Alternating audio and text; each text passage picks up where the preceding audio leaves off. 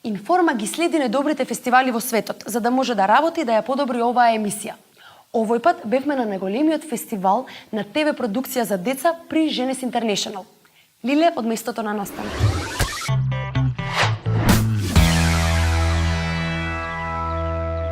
При Женес Интернационал е најголемиот фестивал во светот за телевизиска продукција наменета за деца и млади. Се одржува во Минхен, Германија, а потоа патува низ светот како караван. Македонија 2 пати беше домаќин на такво гостување. Ако некоја програма за деца стигнала до тоа финале, тоа исто како што се Оскарите за филмовите или Нобелова награда за научниците. Оваа година македонскиот краток цртен филм Прасето кое сакаше да биде птица влезе во финале и уште повеќе беше номинирано за топ 3 во цел свет за наградата за вредности која ја доделува УНЕСКО, организацијата која се грижи за образование, наука и литература во светот. Македонија е на мапата на квалитетот. Информа беше гостин на овој фестивал. Помеѓу продуцентите на најголемите телевизиски куки, како што се BBC, Nickelodeons, ZDF и други.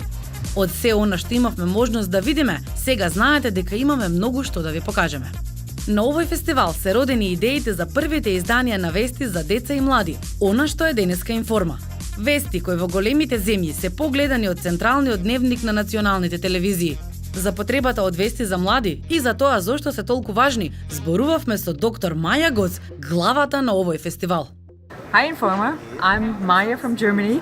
I'm heading the International Center Institute for Youth and Educational Television and the Jeunesse International. It's important for them to understand the world, and they really want to understand what's going on.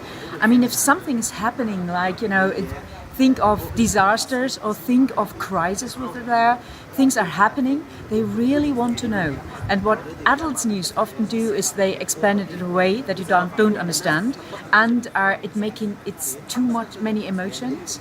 It's pictures they can't understand, which are overwhelming. You see hurt people, you see crying people, all these kind of things.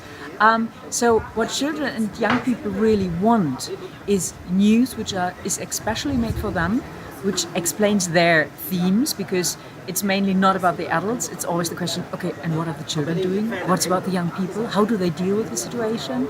So it's really important that they have their own kind of news, that they have a news which is coming from their perspective. Информираноста е моќна алатка, ама не и кога е представено само едното сечило. Ако ги знаете сите страни, тогаш сте вистински информирани.